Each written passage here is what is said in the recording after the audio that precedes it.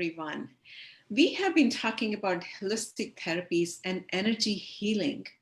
How does energy healing help us with our mind, body, and soul? Let's explore in our session with Valentine McKay Riddel. Valentine is a transpersonal psychologist, expressive arts therapist, wellness counselor, shamanic teacher, healer, and a Reiki master. I am Amita from NourishDoc, a platform for natural and integrative therapies. I would love to introduce all of you to Valentine, who's here live with us. Welcome, Valentine. Thank you, Amita. It's lovely to be here. Thank you. So let's get started, Valentine, with what is the goal of holistic and energy healing? Essentially, it is to reconnect the patient, the person, the individual, with their own spiritual source of health and healing and wholeness. That, in a nutshell, that's it. You can break it up this way. It does balance the physical, emotional, mental, and spiritual aspects of what we are. And essentially, when a person becomes ill, it is because they're out of touch with that spiritual component. And most of us are, and certainly these days, everybody's having problems. So, every little bit helps. Okay, so the goal would be to get ourselves in balance. Is that how would you define it? Yeah, I mean, that's the overall goal. But the essential component, and this is transpersonal psychology also, is to reconnect the body and the mind with spirit, which has been pushed out of our lives, pretty much. And I'm not talking about religion. I am talking about a specific sort of just connection. Some people would call it intuition, perhaps, It's just when you know in your heart what's the right thing. It's that kind of a connection. Okay. So let's talk about the different aspects of holistic health. Well, obviously, physical, right? Yes. Emotional and mental. And of course, social is part of mental and intellectual as well. And then spiritual. But the thing that I'm trying to convey and what I say, when I'm working with clients and with patients is essentially how can we get you back to a place where you are confident in your own ability to heal. And that kind of confidence comes from this deeper connection. So deeper connection meaning, so what you would say is that you would have a person do the entire whole, like the body, mind, spirit, and emotions, right? To achieve Let's look at it this way. If you think of the body, right? Here's the body. And then you'll just imagine that you see different colored auras around the body, okay? So right next to the body is an energetic aura, okay? And beyond that one is a mental aura. And beyond that one is an emotional aura. And beyond that one is our connection to spirit. And if for whatever the reasons, our minds get into a place where we're thinking, oh gosh, this is terrible. Oh, I feel horrible. Oh, I'm going to be sick. Or I'm so angry at that person. Or, any one of a number of really negative emotions, that will begin to filter down through these layers. And eventually it will show up in some form in the physical body. So this is how energy healers see this particular process. Okay, so how do we, that comes to my next question to you. How do we get rid of these emotions, the negative emotions that you're talking about? And how does energy healing help us? Well, first of all, you're not going to get rid of a negative emotion. I mean, what essentially has to happen is you need to understand why you're having it. Okay? Because some so-called negative emotions have a reason or a purpose. When we were children, for example, fear might have been a reasonable emotion because we were exposed to difficult and challenging things, or perhaps we were abused or whatever. But we don't need to carry that all the way through our life, as adults. We're older, we're bigger, we're wiser, And therefore, we don't need to continue to be fearful. And yet many people have developed a habit of either fear or anger or envy or whatever it is, and they keep carrying it around. So the first goal is to help the person understand what it is they're carrying around and why.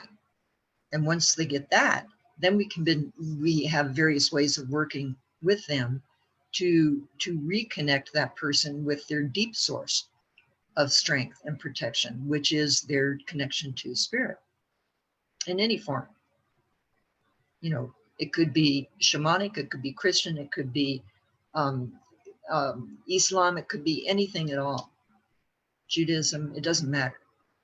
And it could just be going out and being in nature and really, really feeling connected to the beauty, you know, the peace and the calm and the quiet of the gift of nature. Does that work? Yeah, no. So so maybe you could talk us through, like, what are the tools, what are the different pillars that you would use if someone comes to you with the, emotions that are still there, the negative emotion. You say you can't get rid of the negative emotions, but you can work through them with different, different tools that you use for energy healing. That is true. So I would probably start at the bottom with holistic wellness counseling, which includes, the psychological approach, the transpersonal psychological approach, which is where we explore what it is the person is feeling and why. And then we begin to talk about, okay, real practical things. What do you eat? What's your sleeping habits? Do you have regular exercise? Do you use drugs? What kind? Do you drink a lot of coffee or tea? Do you drink a lot of alcohol? Because all these things affect our bodies, right? And so once we get a good picture of that, then I can sort of figure out, okay, what's going to be the best way to work with this person? And I may work with them through the expressive arts. That's usually a good beginning because it doesn't upset folks. I might take them on a shamanic journey, during which they would perhaps discover a guide or a long lost ancestor, or I don't know, an animal friend or something. And then that being would give them a little piece of advice. That's where the shamanism comes in. And they could carry that back out. And then I would say, okay, we'll make a picture of that. And it doesn't need to be great art. Stick figures work as well. And the reason for that is because you can talk to people and we hear things and they literally go in one ear and out the other. It's real hard to hold on to something unless you have written it down, unless you have something visual or tactile that you can hang on to remind you. So that's where the healing art comes in. If people are physically ill, and usually I save Reiki for that, then I will give them a Reiki treatment, for whatever the physical ailment may be. And that is, you see the picture here, that is essentially a hands-on thing, although Reiki is it's misunderstood in many ways. If you consider it as a form of energy healing, you can understand that Reiki can be delivered long distance, anywhere in the world, and that it is instantaneous. And so the person who is the Reiki practitioner can either go through the symbols mentally or with their hands, moving their hands around, or they can just simply think, because thought is also energy. And I think this is the key.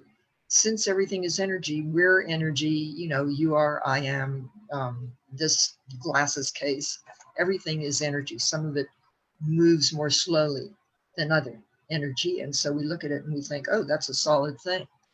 But it's not really true. If you get into quantum physics, then you begin to understand that everything is energy and everything's in motion and everything affects everything else all the time. So in any aspect of these pillars, one is going to affect the other. And that is all going to affect the individual who's come for help and healing.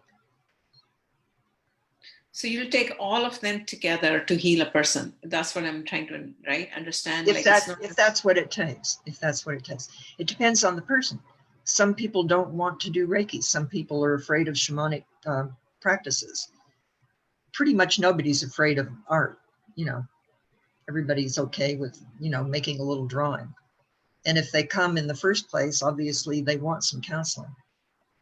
But in other words, it's not, I don't have like a protocol, like first we're going to do A, then B, then C. Depends on the individual. So healing art is, well, from what I understand, I just want to go through one at a time. So maybe let's start with the bottom, as you said. So the first is the counseling. You're going to try to understand the root cause, what is causing Yes. whatever the issue is with that person. So that includes diet, exercise. Okay, I think that everybody can understand. So what happens in the healing art? Explain me a little bit. Like you would have someone draw, or how does it work? That would be a good way to, let's say, to bring home whatever happened in terms of shamanic process. That would be a very good way to sort of solidify the experience. I'm sorry, we'll ignore that. Okay. That would be a good way to solidify that experience. And therefore, let's say a person went on a shamanic journey and they had anger issues, okay? And they got down there and what they saw was, a ferocious tiger. And they're kind of in this, it's not exactly, it's a sort of a semi-conscious state, shamanic journey. And it's not like hypnotism at all. You're still very much in charge of what's going on with you. So there you are in this space, and here's this tiger. And the tiger comes up to you and snarls a little. And you say, why are you here? And the tiger says or conveys, I'm here to show you what it looks like when you're angry. And then you say to the tiger, well, how is that going to help me? And the tiger says, well, if you can think of me every time you want to get mad, that could possibly help you calm down a little bit. So then you thank the tiger, right? And you kind of come back out of the shamanic space. And there are drawing utensils, you know, paper, crayons, pens, all sorts of things. And I ask people before they talk about it to just draw a little picture real quick. It doesn't make any difference. Anything that looks like a tiger to them or whatever mattered. So then we talk about it. And they say, well, the tiger said this. And I say, well, how does that, you know, what do you think that means to you? And then the person tells me. And then when they leave, I say, be sure to take your drawing with you, you know. And they take the drawing and they put it up on their wall. And they have then a constant reminder of the gift of the tiger. So that would be one example of healing art. Okay. And then where does Reiki come into play? Now, this is very interesting. So the Reiki would come afterwards So if the person, let's say that person had liver issues, right? A diseased liver, because in Chinese medicine, liver issues are connected with anger. So let's say the person had that and they complained, right here, you know, under my rib cage, it hurts a lot. And I would say, well, we'd already gone through the diet and stuff. So I would say, well, I could do a little Reiki. If you would like me to do that, I will, you know, and the person would hopefully say yes. And then I would give them a brief Reiki treatment. And how does that Reiki specifically in that area? Okay. Oh, just Reiki is just transfer of energy from you to the other person. Not from me. It is a transfer of divine energy through me to the person who would be receiving it. Okay. And you would give the Reiki on that specific area which is affected, for example, as an example. I would start there. And then, you know, if it seemed, and you sort of do this intuitively if you're a Reiki practitioner, if it seemed like there needed to be, you know, let's say something on the heart, because you would maybe pick up as the practitioner that one reason this person is angry is because they feel nobody loves them and they didn't love them when they were little and nobody loves them now and they're really angry, you know. So then you would give a little Reiki to the heart area too. And you would do those simultaneously. You can't see my whole torso, but you put your hand on your heart or on the person's heart and also where the liver is.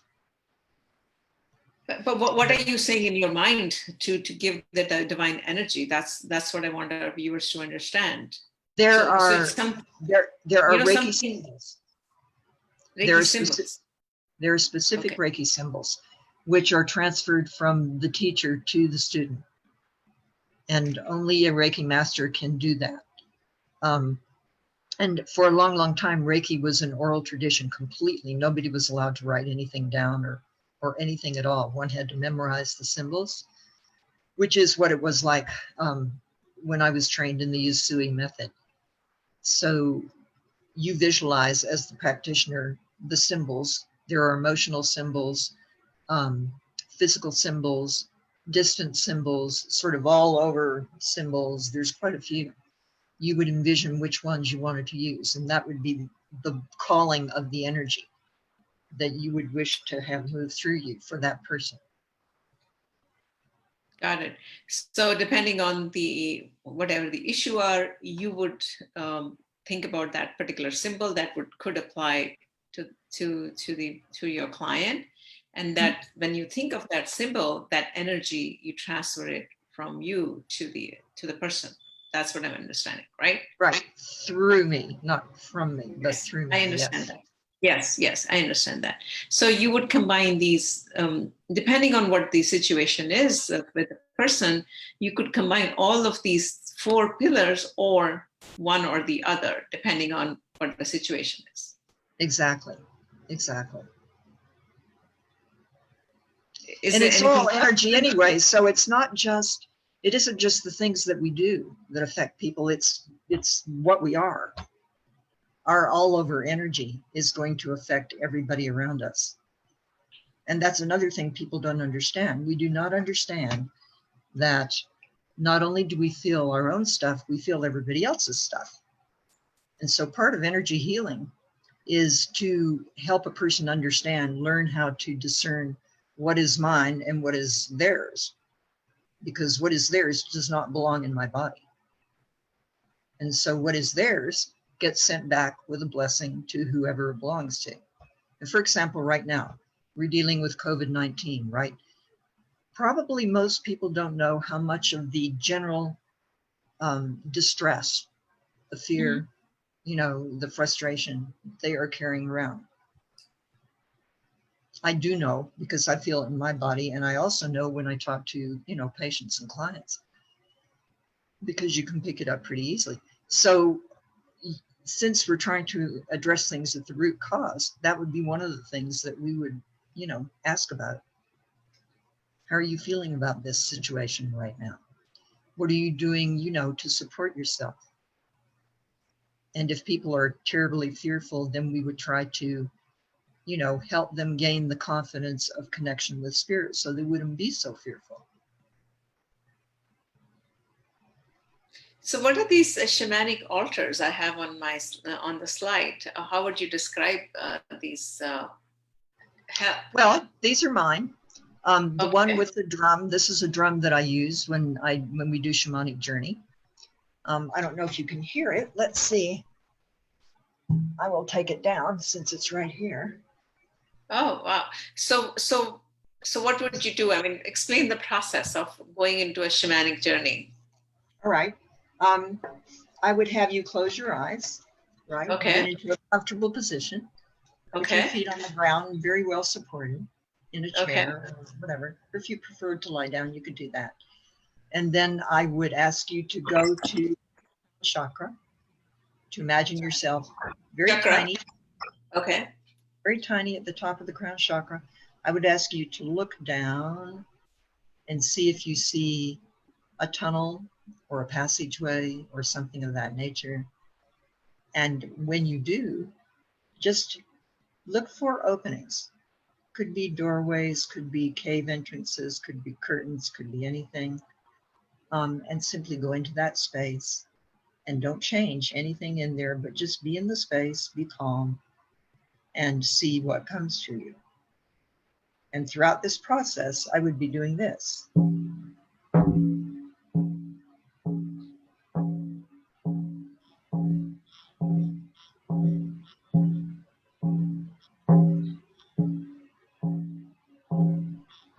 And when it's time to come out, I would give you a signal 3 times. Okay. Then you would know, okay, time to say goodbye to the tiger or whatever, and thank the tiger and come out. And then I would give a faster beat for you to come back out. And you would come back up the tunnel or the stairway or the whatever, and out the top of your crown chakra and back into your general, into your physical body and your normal awareness. And I would ask you, when you're ready, open your eyes, and you would do that. And then I would say, maybe make a little picture of what happened down there. And hopefully you would draw something. Okay. And we would talk about it. So this is my drum. I call her Red Bear Woman. Funny. I know. But if you see it very carefully, I don't know if you can see it there, but here you sort of can see the shape of a bear. Yeah. Sort of. So anyway, that's why I call her that. And I've had this drum a long, long time. And then these are just pictures on this particular altar. The other one is mostly for family, animals, et cetera, et cetera.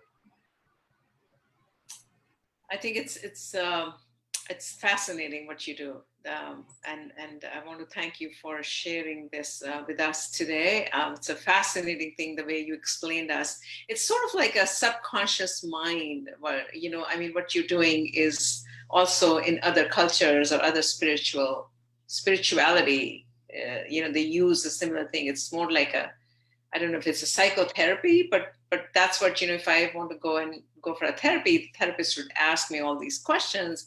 But you're doing it with other tools, to taking the person into their inner mind and coming up with what they see. So it's fascinating work. It is, and I love doing it. I have been doing this for a long time now. I guess since the mid-'80s. That's amazing. That's amazing. It is something that I learned to do because it cured me. It healed me from cancer. So. Oh, wow. Okay. You must have helped a lot of people with their healing process as well during the last 30 years or so. After I began to learn, because I keep learning, we all do. And patients and clients bring you new things that you need to learn. So it's kind of ongoing. Absolutely. Well, thank you so much for joining us today, and really appreciate your time this afternoon. And to our viewers who are watching us, please help us share the sessions and help us spread the word. Thank you so much. Signing off. Thank you, Anita. Take care. Thank you, Valentine. Thank you so much. Bye-bye.